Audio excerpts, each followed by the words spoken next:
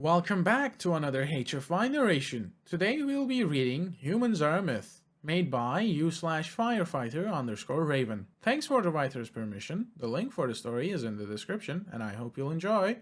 Let's begin. Kovac sat on the stone bench, enjoying the midday sun on his hide. Hot days like this helped him feel just a little younger than his 100 cycles. He looked up at the statue that never failed to move him. He remembers the day it was erected. 60 cycles ago. The excited chattering of the next class drifted down the hall to him. This was his favorite part of the history class he taught. To most, it was just history, something that happened before their time. But to him, it was still alive in both his hearts. "Come in and take a seat, hatchlings!" Raising his voice to be heard over the noise 30 hatchlings could make. Kovac sometimes got irritated by how difficult it could be to quiet 30 students who were barely 10 cycles old. But then he remembered his childhood and how difficult it was. He preferred the happy chatter of the hatchlings over the fear and hopelessness when he was their age. "Quiet down, hatchlings," looking sternly at them. "So, for today's lesson, I brought you to one of our people's most sacred monuments." He began to stroll to the statue before pointing at it. "Who can tell me what the statue depicts?" Kornak, picking a student from the back row. Kornak stood. "It's a human, honored elder." Kovac nodded in approval. "Very good, Kornak. You may be seated." "And who can tell me about the humans?" His arms clasped behind his back as he turned to look at them. "Rujdak." Rujdak rose and confidently stated, "They are aliens, but my sire calls them just a myth, a legend." Kovac looked out at the other students. "How many of you agree that humans are a myth?" Almost every claw shut up. Kovac shook his head and thought to himself, "Less than 90 cycles for real events to become a myth." "That is incorrect, Rajdak. Your sire is quite wrong." Turning to look up with reverence. "I was there when the humans appeared to us, saved us." An excited buzz coursed through the class. Several students asked questions at the same time. Really? Were the humans as tall as the statue? Where are they now? Did you meet any? Kovac held up a claw to quiet them. "Yes, I was there when the humans came." He took a moment to gather his thoughts. "I wasn't much older than you are now when we still lived on Quarton." Another excited buzz at the mention of their former homeworld. The young grew upon tales of life before they had to leave the planet. To the young, it was so long ago that they forgot some Kexians were still alive from that time. Kovac stood in front of them. "There was no Kexian Republic then, and we'd only recently left our world for the stars. We'd established a few colonies on our moons, but couldn't even explore our entire system yet. My sire was a member of the ruling council of elders." Kovac still felt proud of his sire. "We sent messages to the stars, wondering if we were alone. We made first contact with the Kumarians, and from them we learned of many other races. Small groups of aliens came to trade and welcome us to the galactic community, one of which was the humans. Unlike most aliens, they were fair in their dealings with us. It was one of their laws when it came to interacting with those races new to the stars." Kovac continued. "We traded for new technology, including new tools to examine our system and to explore our world. It was one of these new devices that warned us of the danger building inside our second moon, Pitaxric." As always, a rush of memories came to Kovac when he taught this lesson. "What was the danger?" one of the students exclaimed. Kovac hid a smile as he replied, "I will tell you in a moment. Be patient. Pressure was building to an extremely high level, and there was a concern it would endanger our science outpost there." Kovac took a breath. "We didn't think big enough, like that it would crack our moon and send chunks of it to our homeworld.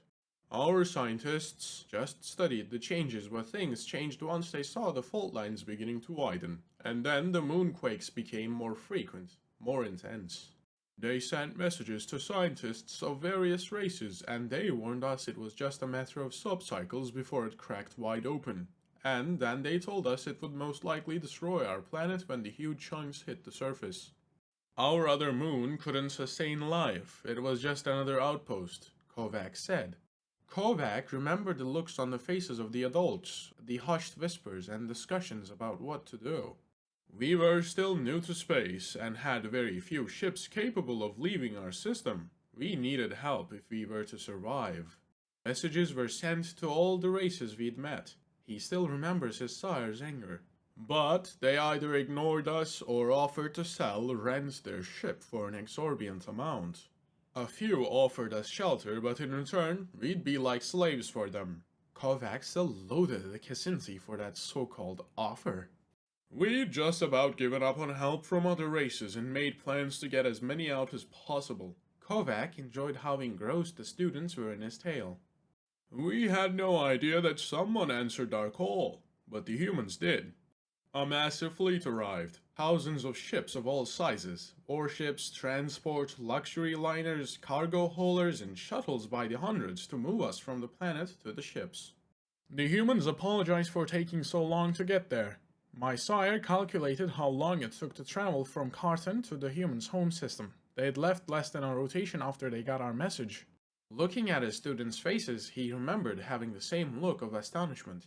Kovac continued. Now, humans were known to be efficient, but the level of their preparation was beyond belief. They knew just how many of our people could fit per ship, with our most necessary possessions. Teams of humans worked with our people to dismantle our most important buildings. Temples, factories, space launching facilities, monuments, schools, and others were just torn down for the material.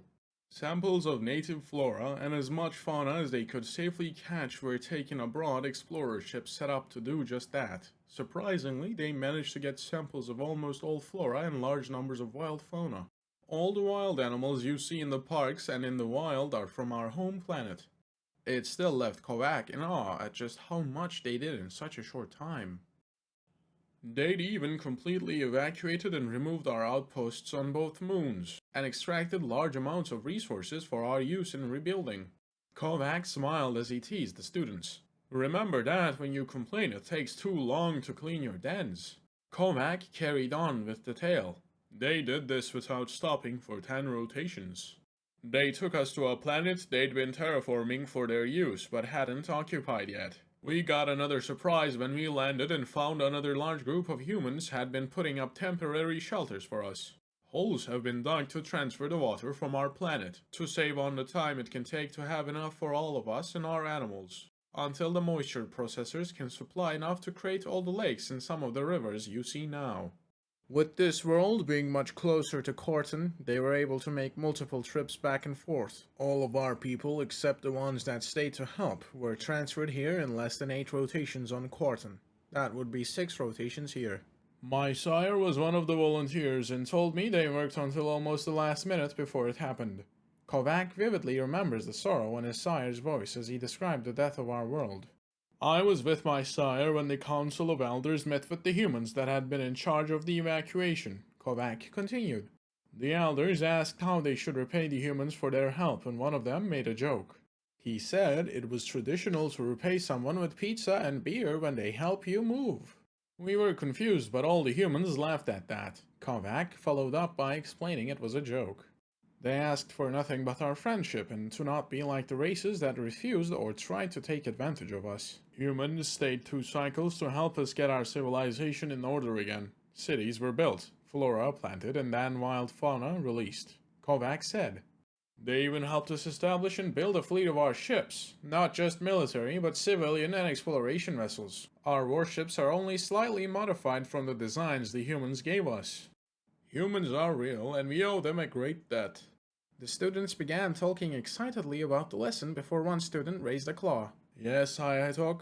Kovac was sure what the question would be. They always asked eventually. Honored Elder, if the humans are real, then why haven't we seen them? Hayatok queried. They were betrayed, Kovac stated simply. Many of his students gave an audible gasp at this statement. Several students spoke out with questions that all amounted to the same thing. Who betrayed them and how?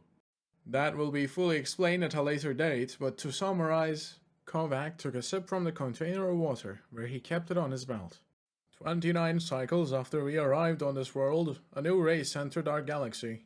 They were almost as malevolent as they were powerful, and they announced their arrival by destroying 8 colonies from various races, Kovac said. The only reply they gave to calls sent to them was simply, submit or die.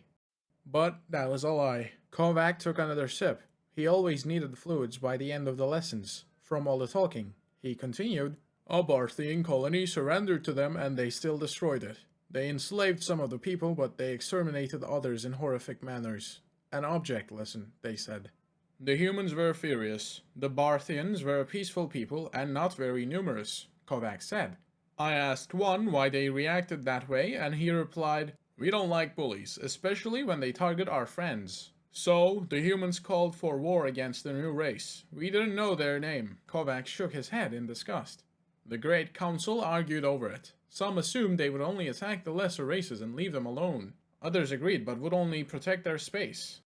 Ourselves and over a half dozen smaller races answered the humans' call, but we could only muster 60 real warships between us. Where the human ambassador had raged at the more powerful races, he warmly welcomed us to join the effort. The only one of the most powerful races, the Kitranka, promised support, but being on the other side of the galaxy, it would take some time to get a fleet to human space. It was at this point that the human ambassador shamed the rest of the council by saying they didn't need them. They'd just be in the way, and promptly exited the chambers with us joining him. Kovac kept on with his story. The Kitranka ambassador barely said anything before he nodded at us and left to contact his government. The human ambassador thanked us for being loyal friends and got us in contact with their fleet command. Another student raised a claw. Then what? Did we fight? Kovac proudly replied, yes, we did. I was serving on one of our cruisers and made sure I got to go help our friends. The humans only requested 5 ships from each of us. They didn't want us defenseless. So we joined with the humans' armada. It was far larger than the one that saved us, and it was all warships. I was told there were over 100,000 ships of various sizes, from massive carriers to small starfighters. But the enemy brought more and bigger ships. Images of the chaos of battle filled Kovac's head before he continued. The humans had us in reserve to counter their flank attack. I'd never even heard of a battle this massive, let alone seen. Kovac's heart began beating faster as he remembered the terror and exhilaration of the fight. The humans drove straight into the center of the enemy's formation. It was so chaotic that it was almost impossible to tell friend from foe. Another student spoke up. But what about you and our ships?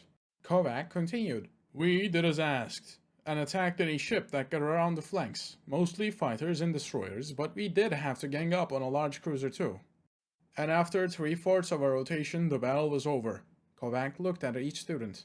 Only a few of the enemy escaped and none of their capital ships, but the humans paid a very heavy price. For victory, 80% of their fleet was destroyed, and the rest heavily damaged. All but a dozen capital ships were floating wrecks. Our little squad only lost 3 ships, destroyed with the rest, damaged in one way or the other. The human casualties were in the millions, dead, wounded, or missing. Kovac looked at the scars on his right arm from an exploding console after a massive hit. And the next 2 rotations were spent rescuing survivors from wrecks and sending wounded to hospitals all over their space, including our wounded. Unlike other races, the humans didn't differentiate in treating their wounded and their allies. Kovac continued. Aside from the Zatreks, we went to the same hospital as their wounded. The Zatreks could only go on a special hospital ship that would take them home since their biology made it difficult to treat in a standard human med facility. But the humans treated them as a priority to get home. A smaller Kitranka fleet arrived at rotation after the battle. Only 25 smaller ships that had been on convoy duty were much closer than home fleets. They were sent ahead of the others. Is that how they were betrayed? That the others didn't show up? A student named Polnka asked. No. The enemy did not take their defeat lightly, and they launched anti-matter torpedoes into the stars of systems inhabited by human colonies. Even the humans' home system was targeted and their cradle world was destroyed. Kovac replied, unable to keep the sadness from his voice. The betrayal came from one of the races on the council, either scared of the enemy or angry enough at the humans that they relayed the location of all the humans' major colonies. Another student, Zenaj, asked, Who did that? Kovac answered, We don't know, but since the location of one of the destroyed human military bases was known only to less than a dozen races, someone gave it up. So that killed all the humans? Kovac didn't see which student asked. No, less than 1 million humans survived. on a few minor colonies and stations, Kovac continued. They spent the next 10 cycles rebuilding their military and constructing 5 massive motherships. The humans wanted revenge and they were going to find the enemy's space and finish what they started. Kovac took another sip.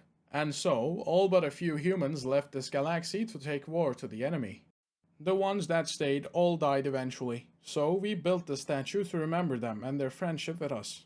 Kovac finished. And now, my inquisitive little hatchlings, the lesson is over, and it's time to go home. Thank you for listening. I'm glad to still have you here. This one was certainly hard to read. I spent yesterday narrating it and decided it wasn't good enough, so I started all over again today, which I hope was an acceptable narration. Certainly we'll be doing a shorter one for the next video. If you have stuck around, go and show your appreciation to the writer on HFY. I hope you're having a good day, and I'll see you in the next one.